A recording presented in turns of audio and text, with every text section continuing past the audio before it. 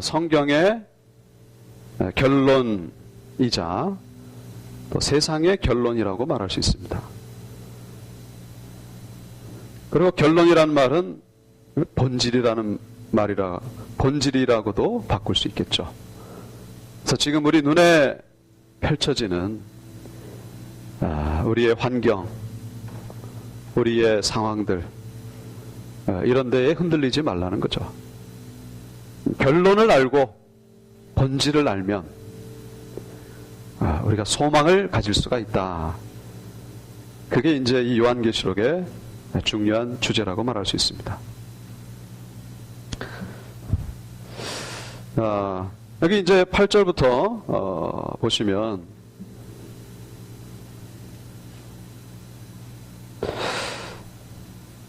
자, 여기 그 화면에 보시면 주 하나님,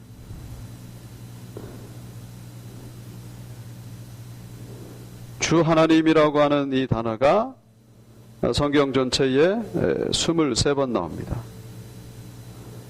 23번 나오는 가운데에 요한계시록에 9번 나오죠. 성경 전체의 23번 가운데에 요한계시록에만 이 주 하나님, 그냥 하나님이 아니라 주 하나님, 주자를 붙인 거예요. 주 하나님, 주 하나님, 이게 9번이나 나옵니다. 그게 무슨 의미겠습니까? 하나님이 주인이다, 그런 얘기죠. 지금 지난 시간에도 말씀드렸습니다만 요한계시록 쓰여질 당시 초대교회는 아주 핍박과 환난이 심했다. 그러니까 이 신앙생활이 힘들고 믿음생활이 힘들던 그런 때, 정말로 현실이 너무나 잔인함이 많지, 그렇게 어려운 때에 진짜 주인은 누구냐? 저 로마 황제가 아니라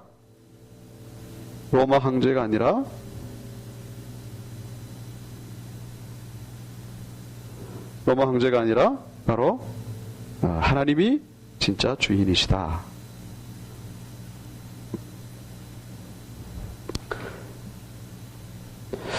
그래서 그 하나님은 어떤 하나님이냐면 우선은 이제도 있고 now, 현재 나와 동행한다, 그런 얘기죠. 나의 아픔을 알고 계신다.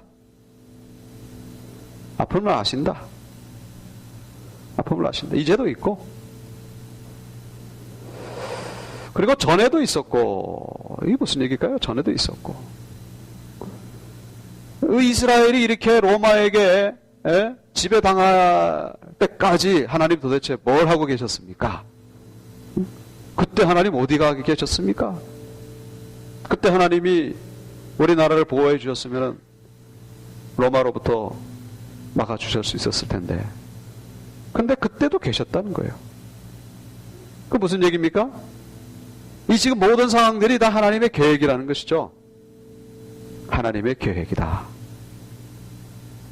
전에도 있었고, 그러니까 지금의 상황이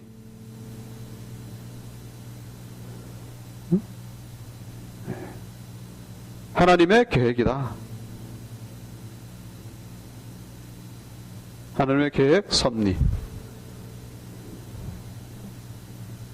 그 다음에 장차올자는 뭡니까? 앞으로 오셔서 심판하신다, 그런 얘기죠. 심판하신다. 저희 방에 이제 책들이 좀 그 학습 만화책이 있는데, 일리아드 오디세이라고 하는 그 그리스 신화에 나오는 그런 만화책이죠. 우연히 보게 됐어요. 이거 도대체 어떤 내용인가? 오디세우스라고 하는 책은 옛날에 어릴 때 본 적은 기억이 나는데, 만화는 어떻게 그랬나? 이 오디세이라고 하는 사람이 이제 장군이죠. 장군인데, 그 어디인가 이제 모험을 떠났어요. 근데, 시간이 지나도 안 돌아오니까, 누굽니까?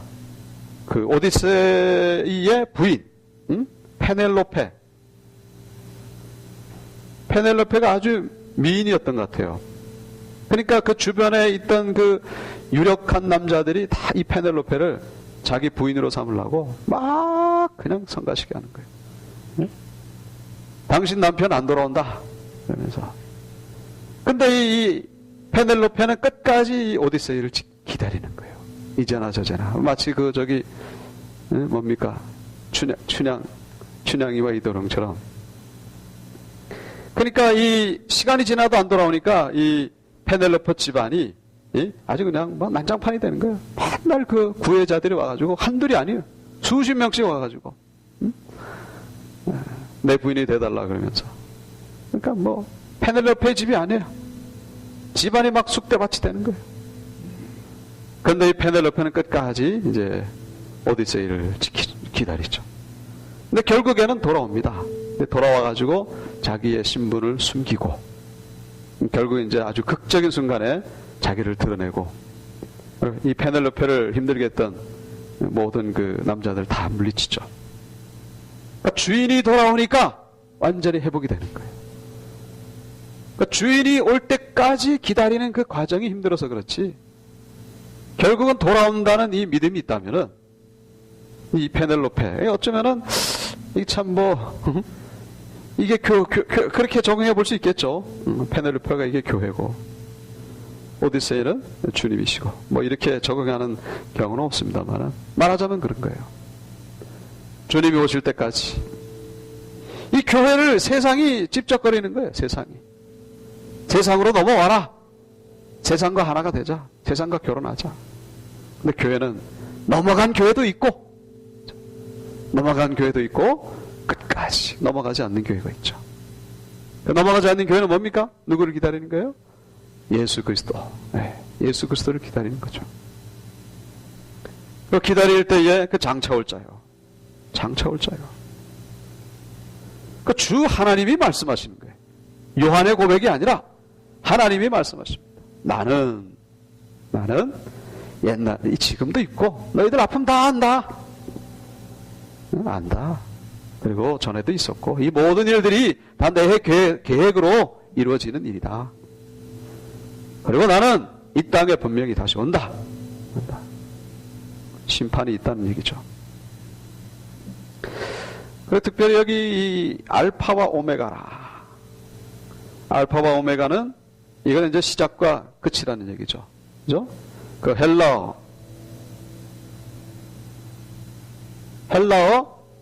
영어로 말하면 A부터 A에서 Z. 근데 이게 헬라어는 알파 그리고 오메가는 이렇게 생겼어요. W가 이게 헬라어는 Z예요. Z. 대문자로 하면은 이렇게 되고 이렇게 됩니다.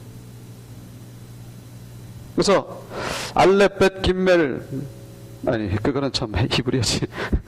알파 베타 감마 델타 엡실론 제타 에타 알파 베타 감마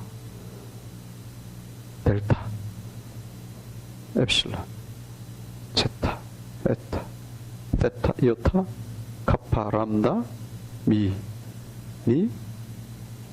크시 오미크론 피로 시그마 타우 입실론 V 크시 푸시 오메가 이렇게 됩니다. 그러니까 알파부터 오메가. 지금 이스라엘 사람이니까 히브리어를 가지고 히브리어 같은 경우는 거꾸로 쓰죠. 알렙 타우 이렇게 됩니다. 알렙 벳 김멜 달렛 해 바브자인 신신 타우 그래 신신 타우. 자, 왜 헬라어를 가지고 지금 하나님이 말씀하실까? 히브리어를 가지고 나는 알레비오 타우다 이렇게 하지 아니하고 이스라엘 언어도 아닌 알파와 오메가다. 왜 그랬을까요?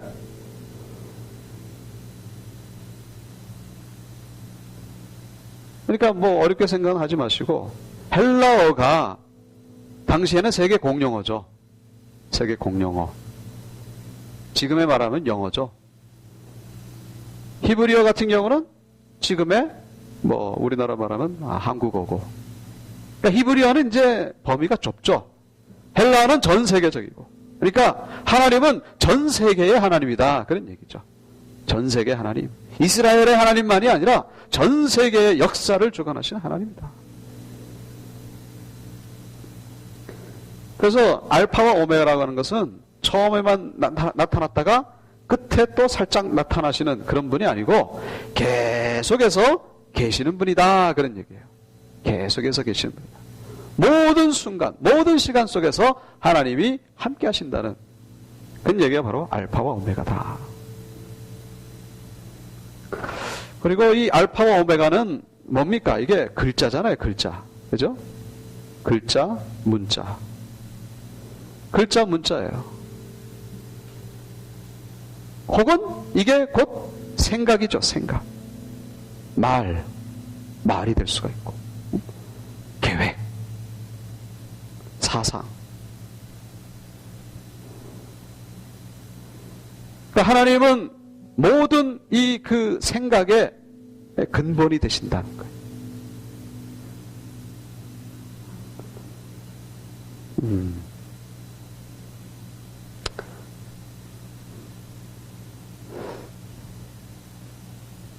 자, 그래서 이 하나님은 말씀으로 역사하시는데, 이 알파와 오메가, 이 말씀의 의미도 있죠. 말씀. 그래서 이 말씀으로 하나님의 전능하심을 보이는 분이시다. 그런 얘기예요. 말씀에 능력이 있는 자가 진정으로 능력 있는 자라는 얘기죠. 칼에 능력 있는 자는 칼이 없어지면은 그 맥을 못 추거든요. 돈에 힘이 있는 자는 돈이 없어지면 맥을 못 추고. 말씀에 능력 있는 자는 이거는 계속 가는 거죠. 언제나. 그래서 하나님은 이 말씀으로, 좀 이따 나옵니다만은 그 16절에도 보면은 저 입에서 날선 검이 나온다. 입에서 날선 검이 나온다. 16절에 나옵니다만은 말씀으로 역사하시는 분이심을 여기서 의미하고 있습니다.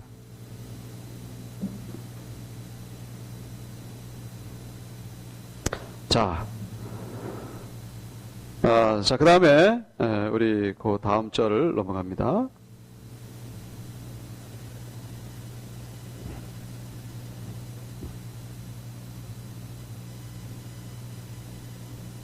자, 9절에 보시면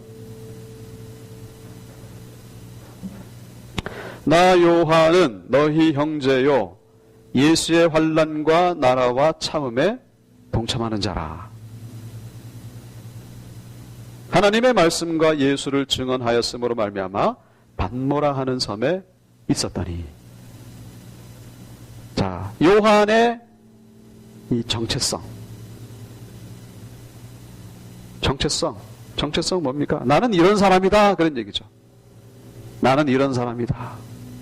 요한은 어떤 사람이다?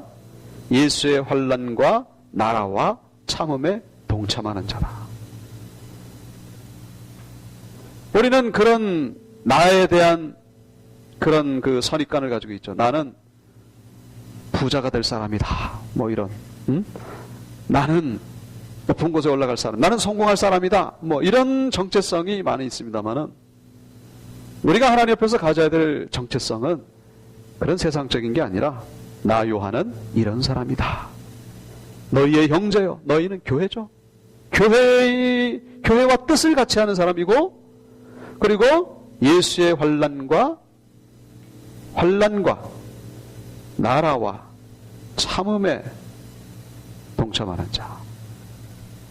그러니까 온통 생각하는 게 가장 큰 관심이 거기에 있다. 그런 얘기죠. 가장 큰 관심이 예수의 환난과 나라와 참음. 이 중심은 뭡니까? 나라죠. 나라. 예수의 나라. 이게 하나님 나라죠. 하나님 나라를 세우려면은 뭐가 필요하냐?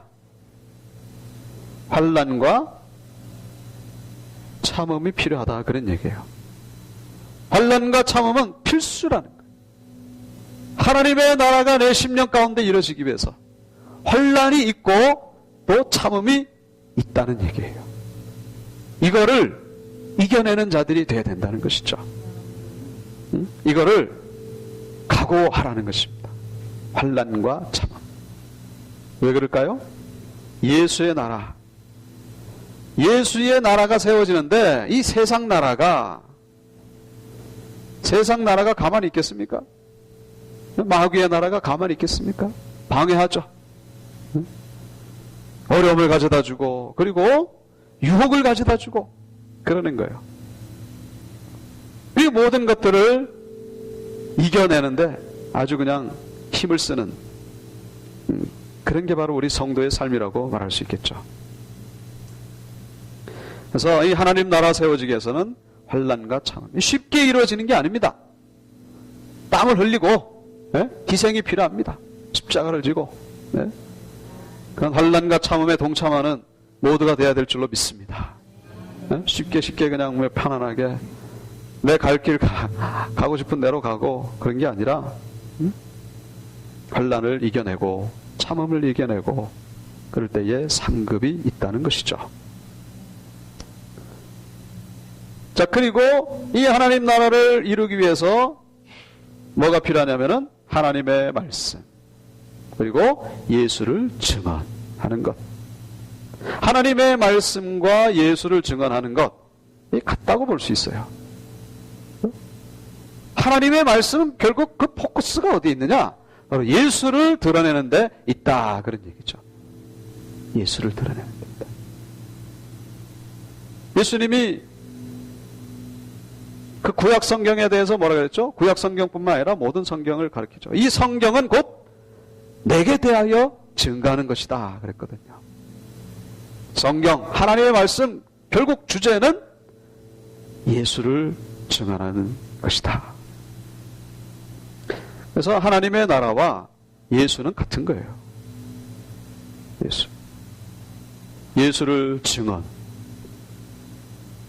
증언하는 것이 이제 증언은 뭡니까? 증인이죠, 증인. 내가 목격하고 내가 체험한 것, 그거를 얘기를 하는 거예요. 그러니까 이게 이제 더 나아가게 되면은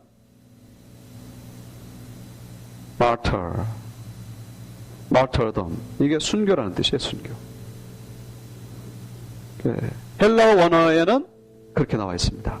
이 증언이 곧 순교예요. 순교. 예수를 증언함에 있어 가지고는 순교를 각오해야 된다, 그런 얘기죠. 그래서 특별히 이 하나님의 말씀은 이제 세상 사람들에게 전한 말씀이라면은, 예수를 증언하는 것은 유대인들에게 예수는 하나님이시다, 예수는 부활하셨다. 그러니까 그 듣는 사람들이 가만히 있질 않는 거예요. 핍박을 주고. 그래서 유대인들에게도 미움을 받고, 또 세상 사람들, 누구? 로마 사람들 특별히. 왜? 주인이 하나님이라고 하니까, 예수가 주인이라고 하니까 로마가 가만히 있지 않는 거예요. 그래서 반모라 하는 섬에, 여기 뭐 하나 더 붙이는 글자가 있다면 갇혀 있었더니, 이렇게 할 수 있겠죠. 반모라 하는 섬에 갇혀 있었더니. 반모라는 섬이 보시면은, 자,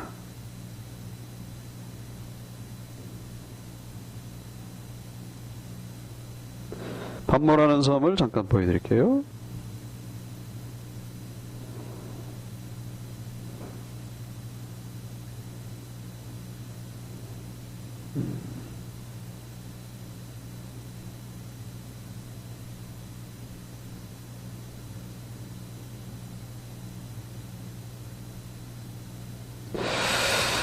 이게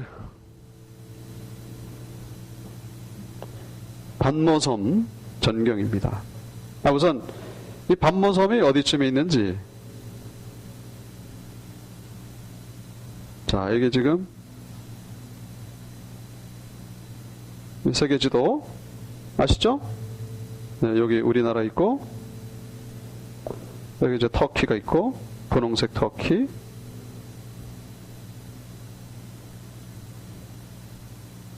여기가 이제 그리스, 여기 이탈리아, 여기 그 말 많은 시리아, 여기 레바논, 요 초록색이 이스라엘입니다. 7교회는 여기에 있어요. 7교회. 7교회가. 반모, 요한이 갇힌 반모는 요쯤에 있어요. 요쯤에. 여기가 이제 에베소라는 에베소 교회인데, 거리가 한 70km 정도 됩니다. 여기에 이제 갇혀 있는 거예요. 그래서 여기 이제 아까 전에 이게 반모섬 전경입니다. 반모섬이 그렇게 저기 남쪽에 무슨 자은도, 제주도만 하진 않고 제주도보다 확실히 작은 섬이에요. 이게 이제 산 정상에 있는 성 요한 기념교회, 요한을 기념하는 교회. 이건 중세시대 때 만들어졌어요. 이것도 한 1000년쯤 됐죠. 요거는 요한이 갇혔던 동굴 위에다가 이렇게 교회 모양을 세웠어요. 그래서 나오죠. 반모섬 계시동굴교회. 계시동굴교회. 이게 마찬가지로 계시동굴교회예요. 요한이 갇혔던 동굴 위에다가 이렇게 집 모양을 이렇게 지은 거죠. 그래서 그 속을 들여다보면 이렇습니다. 요한이 갇혔던 동굴 속이 지금도 이렇게 보존이 돼 있어요. 여기서 요한계시록을 받은 거예요. 이제 그는 상상도죠. 이 바다는 지금 지중해죠. 아까 전에 보였듯이 그 지중해 바다에서 이렇게 묵상하고 있는데 그때 나타난 겁니다. 이건 좀 이따 이제 보게 될 그 그림, 해당되는 그림이고, 여기가 이제 7교회,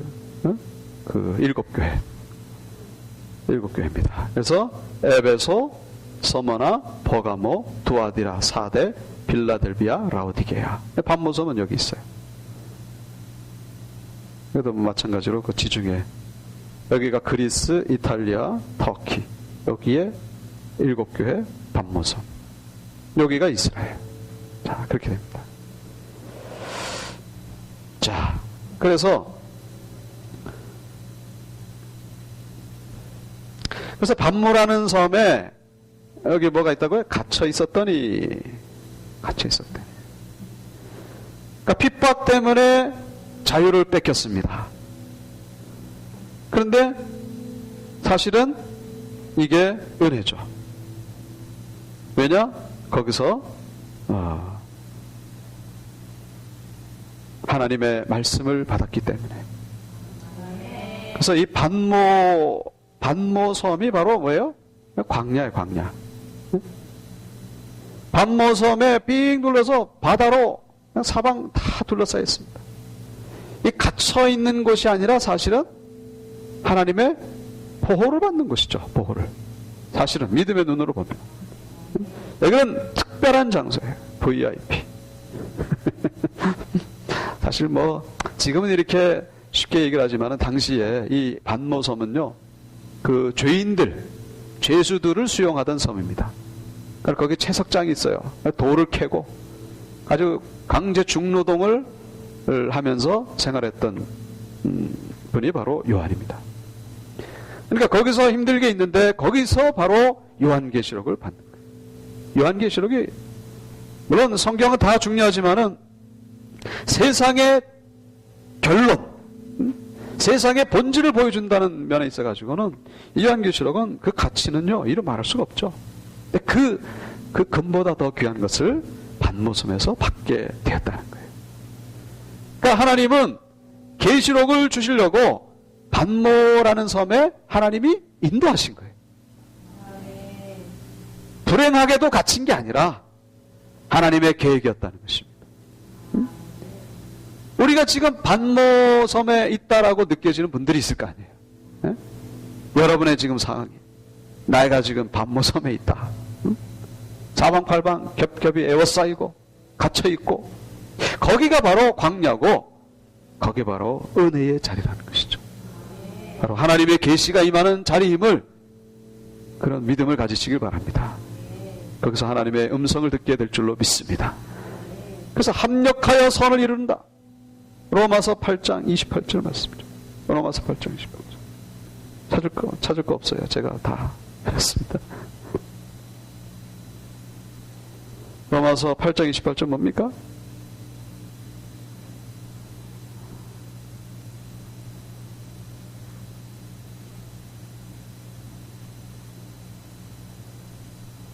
다 같이 읽어볼까요? 시작. 우리가 알거니와 하나님을 사랑하는 자 곧 그의 뜻대로 부르심을 입은 자들에게는 모든 것이 합력하여 선을 이루느니라. 아멘. 모든 게 결국에 가서는 선이 된다, 그런 얘기죠. 결국에 가서는 누구에게? 그 뜻대로 부르심을 입은 자들에게. 부르심을 입은 자들에게. 부르심을 입은 자들에게는 선이 된다, 그런 얘기죠. 누가 부르심을 입은 자들입니까? 하나님을 사랑하는 자. 사랑은 내가 하는 거죠. 부르심은 입는 거는 하나님이 부르시는 거고. 그러니까 내가 하나님을 사랑하면 그게 곧 부르심을 입은 자라는 증거가 된다는 거예요. 믿습니까? 여러분의 마음 가운데 하나님을 향한 사랑하는 마음이 정말 충만하게 생기기를 축원합니다. 그게 바로 선택받은 자의 증거라는 것이죠. 자, 그래서 이 반모라는 섬에 있었던 것이 바로 이게 은혜였다, 그런 얘기죠. 은혜. 반모라는 섬에 있는 거에 대해서 너무 원망하지 마세요. 하나님이 제 복 주시려고 여러분을 그것으로 인도하신 것입니다. 믿으시면 아멘 하시기 바랍니다. 네, 아멘. 자, 그런데 언제? 주의 날에. 주의 날에가 뭡니까? 이 주일이에요, 주일. 우리가 지금 예배드리는 주일. 네? 주의 날에 성령에 감동되어 내 뒤에서 나는 나팔소리 같은 큰 음성을 듣는 거예요. 주일에. 네? 그럼 왜 하필이면 주일이냐? 주일날 이 나름대로 요한은 뭐 혼자 예배를 드렸든지 어떻게 예배를 드렸겠죠.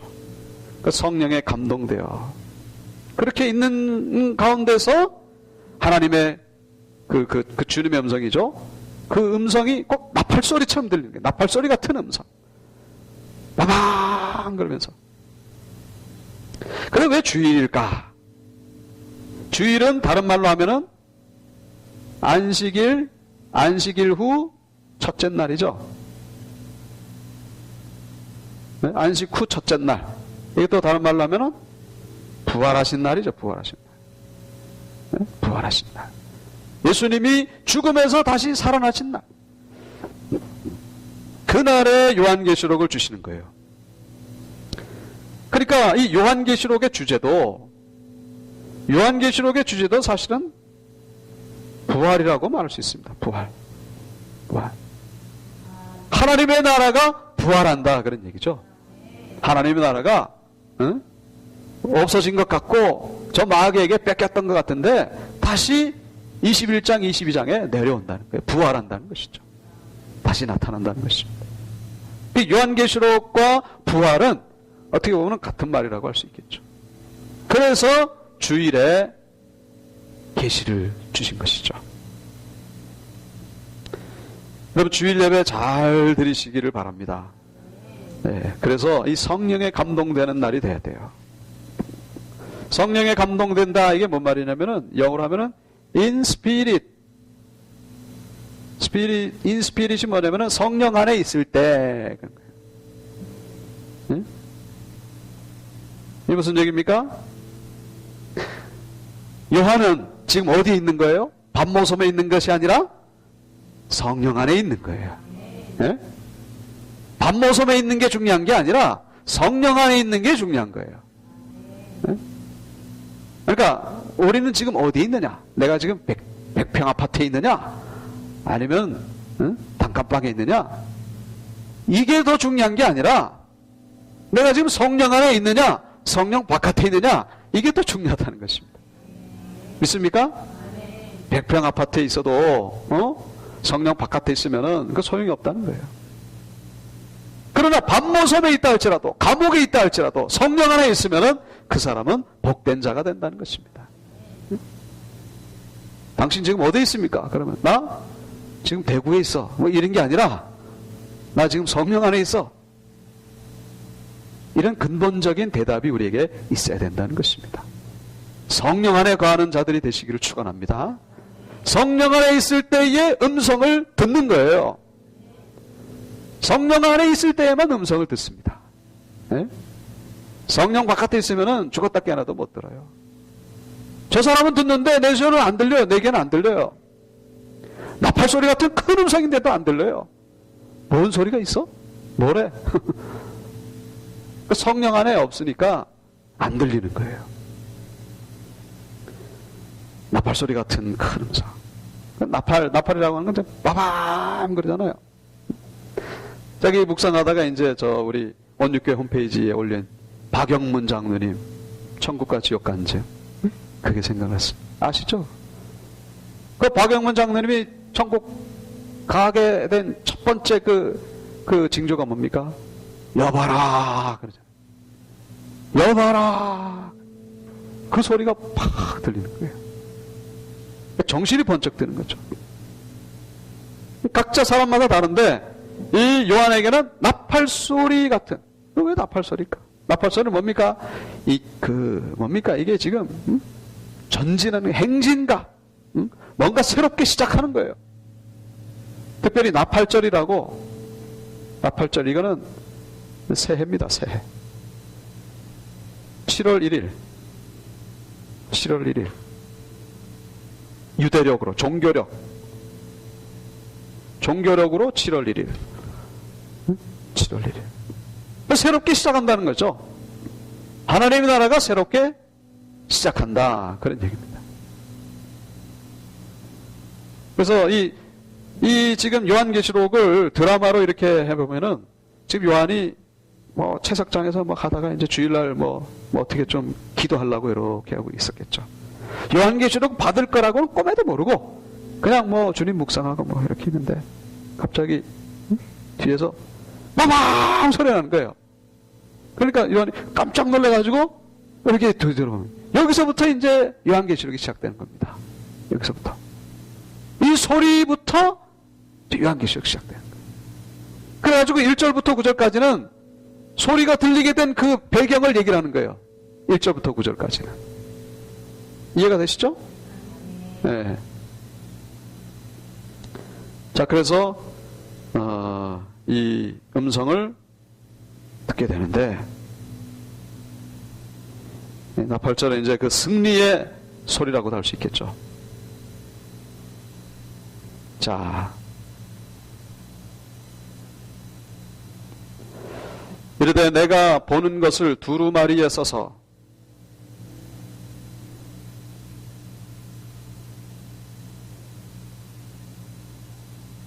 나팔소리 같은 큰 음성을 들으니 그 음성이 뭐라 그러냐면은 내가 보는 것을 두루마리에 써서 어디다 보내라? 편지를 보내라는 거죠. 네, 7교회 에베소, 서머나, 버가모, 두아디라, 사대, 빌라델비아, 라오디게아 7교회에 보내라. 7교회가 의미하는 건 뭐라 그랬죠? 세상 모든 교회. 7이라는 게 완전수잖아요. 그죠? 7교회 거기만 보내라 이게 아니라 세상의 모든 교회, 그리고 모든 시대 교회를 말하는 것입니다.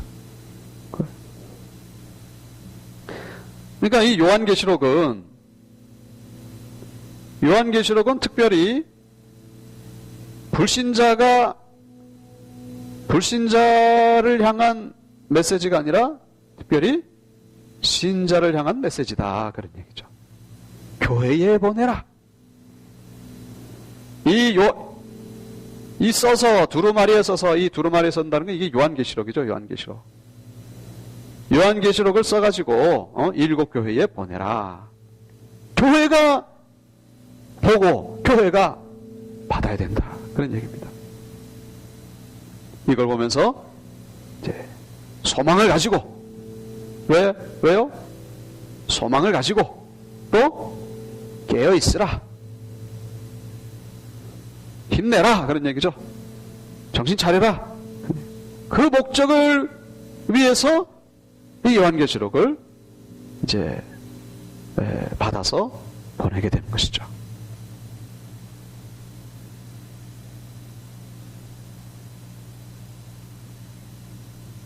자, 몸을 돌이켜 나에게 말한 음성을 알아보려고 돌이킬 때에 7 금촛대를 보았다.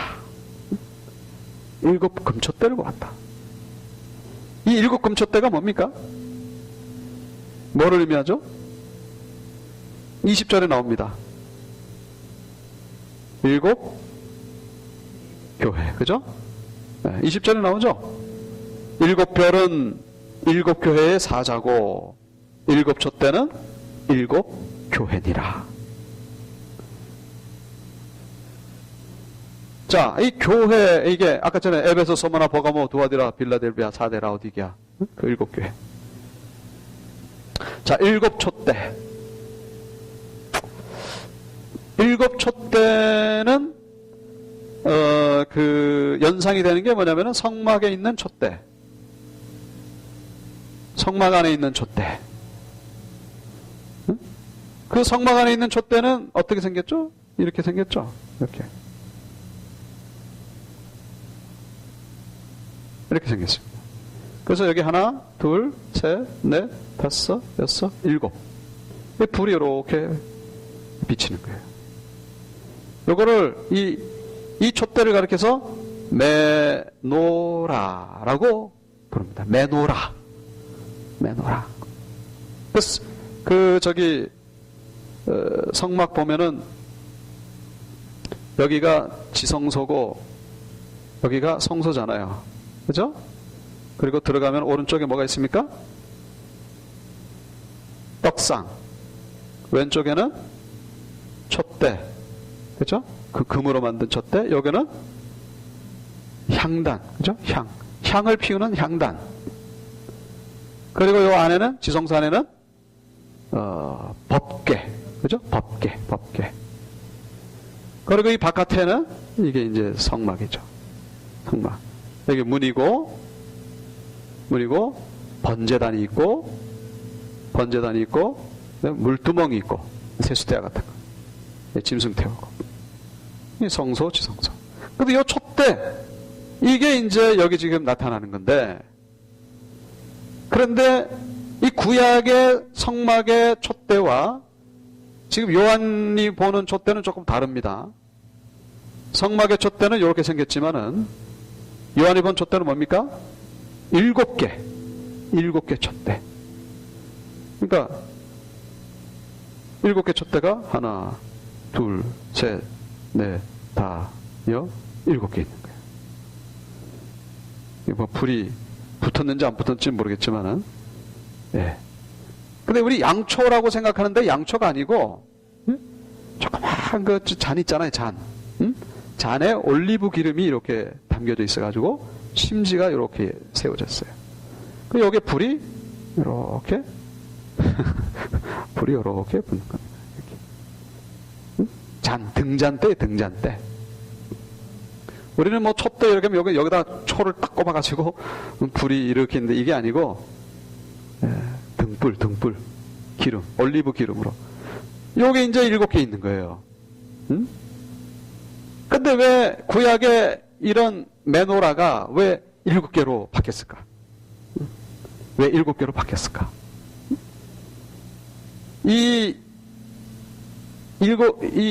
구약 시대의 요거는 이스라엘을 향한 메시지거든요. 이스라엘은 하나다. 그런 얘기. 하나다. 가지가 7개지만은 하나다. 그러나 이제는 이게 뿔뿔이 흩어졌어요. 왜? 전 세계로 흩어져야 되기 때문에. 교회가 전 세계로. 네. 그래서 7개만이 아니라 모든 교회라 얘기했죠. 모든 교회. 그래서 이 모든 교회가 그 다음에 어떻게 되나? 자, 보세요. 촛대 사이에, 네? 촛대 사이에 인자 같은 이가 발에 끌리는 옷을 입고 가슴에 금띠를 띠고, 네? 가슴에 금띠를 띠고. 그러니까 어떤 분이 있습니다. 예. 발에 끌리는 옷을 입고, 네? 이 촛대 사이를, 네? 촛대 사이에 이렇게 다니시는 거예요. 네? 이 누굽니까? 인자 같은 이. 네? 어떤 사람이 그러지 아니하고, 인자 같은 이, 왜 이런 표현을 했을까? 인자 같은 이.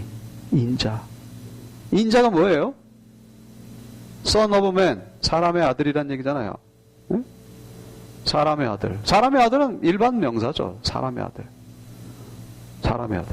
그런데 예수님이 자신에 대해서 표현할 때에 인자라고 하는 단어를 한 90번이나 써요. 90번 정도. 그러니까 이 요한은 저 예수님 같이 생겼다. 그런 거예요. 예수님 같이 생겼다. 그 예수님 아니나? 예수님 같은 분이 이런 얘기죠. 그래서 인자 같은 이가 비슷한 거예요.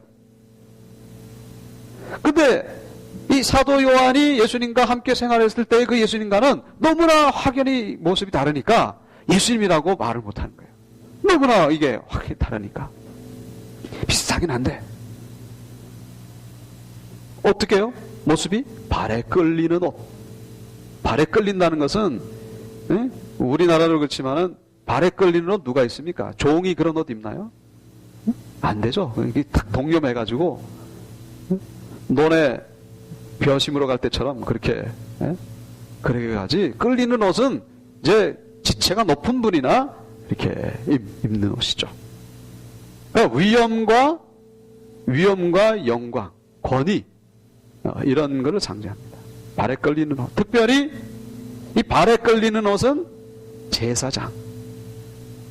제사장이 입는 옷을 의미한다고 할 수 있습니다. 그 다음에 가슴에 금띠. 이건 뭐냐? 왕이 그런 금띠를 매는 거예요. 그러니까 제사장 같기도 하고 왕 같기도 하고 그런 풍채를 지니는 분이에요. 근데 사도 요한이 공생애 때 그 예수님하고 같이 다닐 때는 예수님이 어떤 모습이었습니까? 이런 모습과는 전혀 반대죠. 한마디로 노숙자죠. 그냥 뭐 예수님이 그랬잖아요. 새도 둥지가 있고 여우도 굴 있지만 인자는 머리 둘 곳이 없다. 그냥 뭐 자다가 일어나고 그러면서 초췌한 모습. 근데 이 모습이 너무나 다르니까 예수님 같기도 하고 아닌 것 같기도 하고 그런 거예요. 네? 인자 같으니, 그렇죠.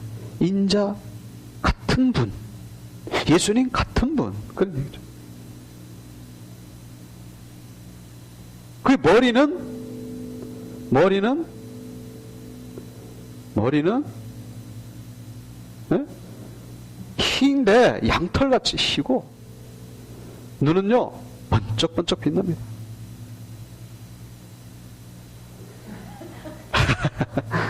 번쩍번쩍 빛납니다. 번쩍번쩍 빛나고, 내 눈은 불꽃 같고, 그렇죠? 흰 양털 같다는 건 뭡니까? 이게 참 순결하고, 그 다음에 지혜, 그 영광, 뭐 이런 것. 불꽃 같다는 건 뭡니까? 전지하다는 거예요. 전지. 모든 걸 다 꿰뚫어 보는 그런 모습이죠.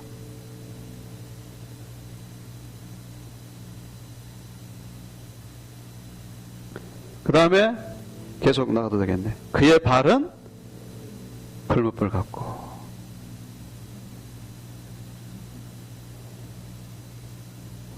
네? 자, 여기 이제 금띠가 있죠. 금띠가 이렇게 매고. 그 다음에 이 발이요. 발이 한 이만하게 생겼나 봐요.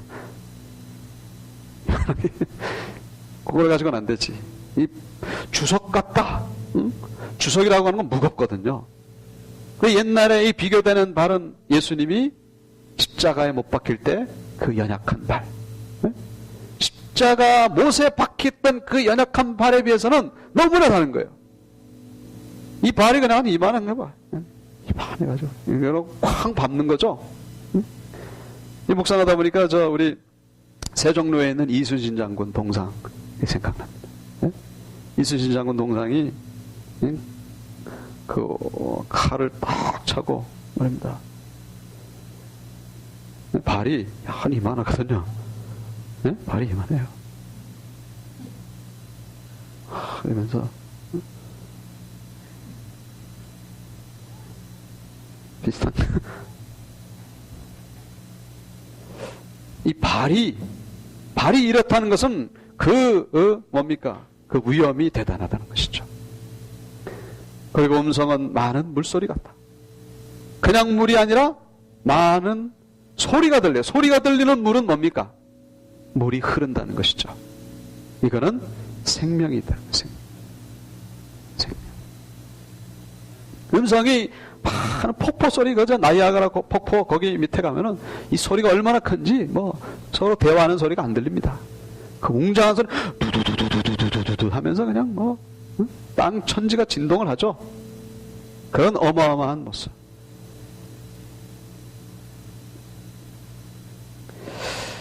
자, 그런 모습이고, 그 다음에 그의 오른손에 뭐가 있습니까? 오른손에 별이 7개 있어요.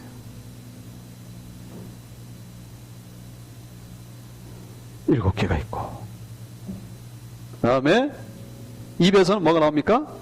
칼이 나오는 거예요. 입에서 좌우의 날선검.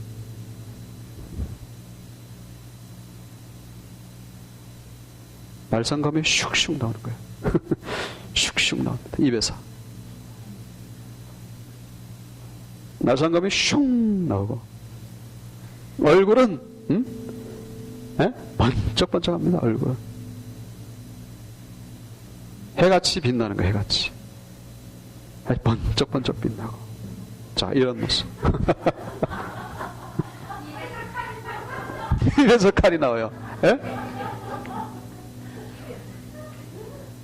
얼굴이 해가 힘있게 비친, 그냥 밝을 정도가 아니라 힘있게 빛나는 거예요. 힘있게.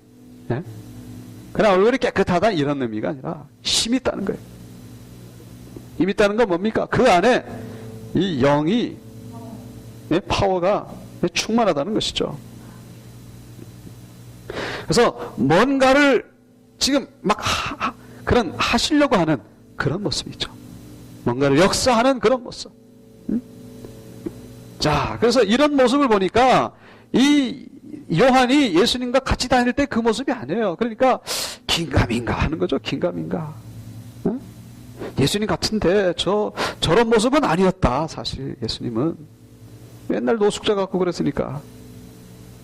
그래가지고 어떻게 됩니까? 내가 볼 때에 그의 발 앞에 엎드러져 죽은 자 같이 된다는 거예요. 이게. 그러니까 언제 이 밤모섬에서 나갈지도 모르고, 내 생애가 언제 끝날지도 모르고, 그냥 힘들게 막, 모세처럼, 40세에 바로 왕궁에서 뛰쳐나와가지고, 80세가 돼가지고 양을 치고 있을 때, 갑자기 떨기나무에 하나님이 나타나셨잖아요. 그것처럼. 예수님이 이런 모습으로 그냥 나타나는 게 아니라, 뭡니까? 나팔소리 같은 음성으로 이렇게 나타나니까 깜짝 놀래가지고, 그 모습 보니까 번쩍번쩍 빛나고, 칼이 막 나오고.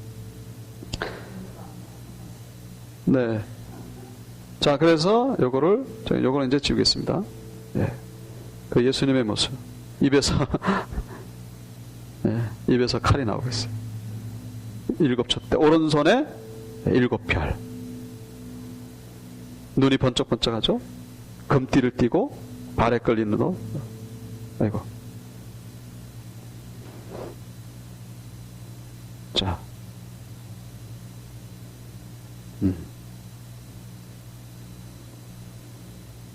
자, 또 왜 그러냐, 또.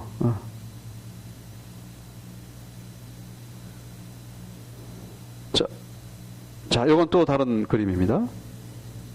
요게 조금 더 적합한 것 같아요. 그죠? 7 별, 번쩍번쩍하고, 입에서 칼이 나오고, 그리고 7 촛대 사이를 다니시는 분. 여기도 마찬가지죠. 네, 이렇게 좀 각각 다르게. 제가 화가 나면은 좀 이렇게 안 그랬을 것 같아요.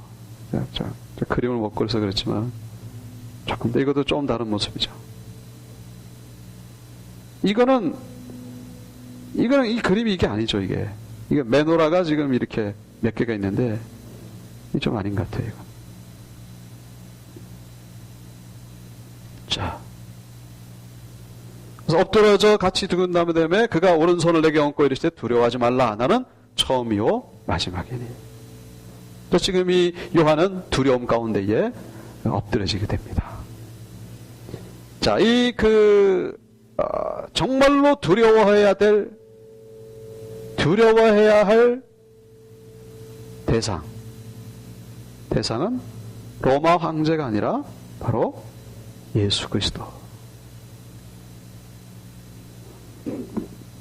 이거를 보는 거예요. 그러니까 그 계시를 주기 전에, 예수님이 계시를 주시기 전에 먼저 당신의 모습을 아주 그냥 임팩트하게 지금 보이시는 거예요.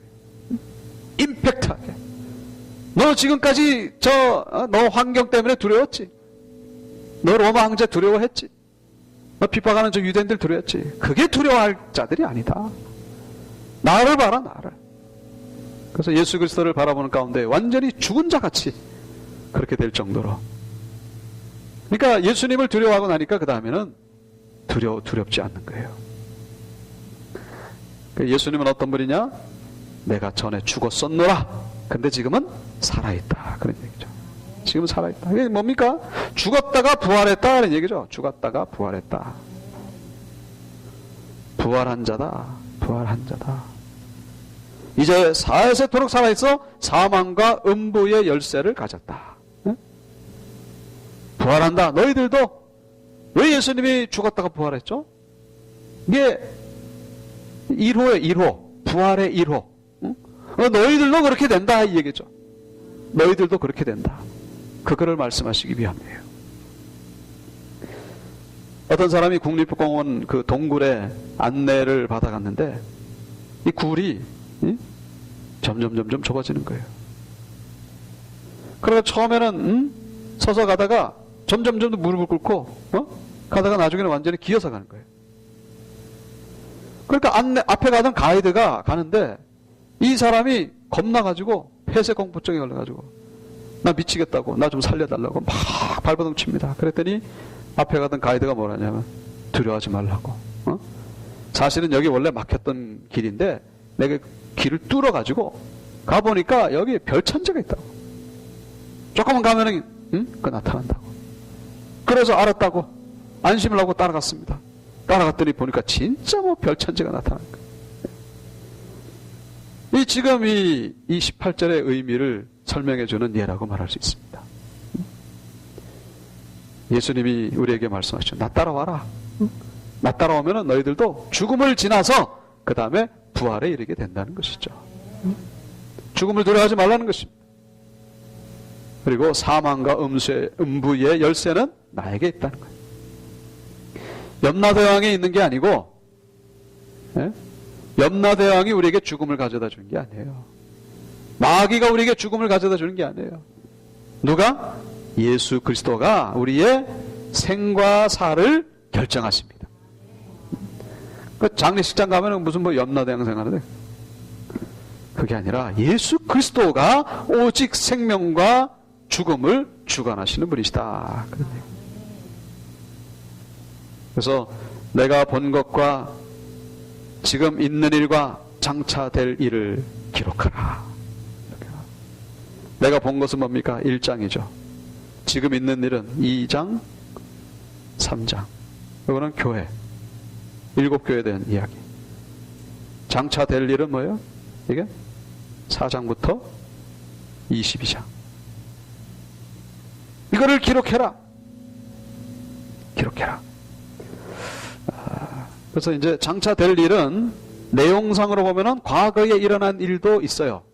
그래서 여기는 조금 더 지금 시간이 없어서 제가 막 짧게 설명하는데, 장차 보게 될 것을 기록하라. 이렇게 표현하면은 좀 더 정확할 것 같아요.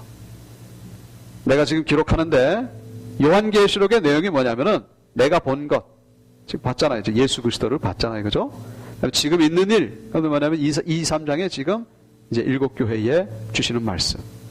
그래서 장차 될 일은 이제 그 세상의 종말과 예루살렘 하나님의 나라가 이 땅에 임하는 것. 그거 보게 될 것이죠. 보게 될 것.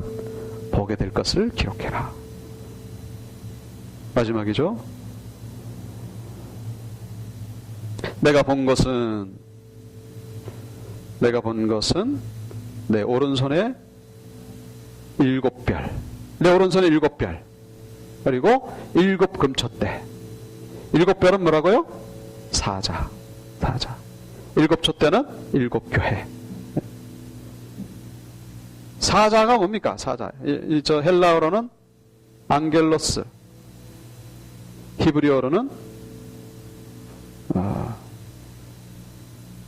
말라크. 자, 이 천사가 이게 사람이냐, 천상적인 존재냐, 뭐 그런 게 있습니다만은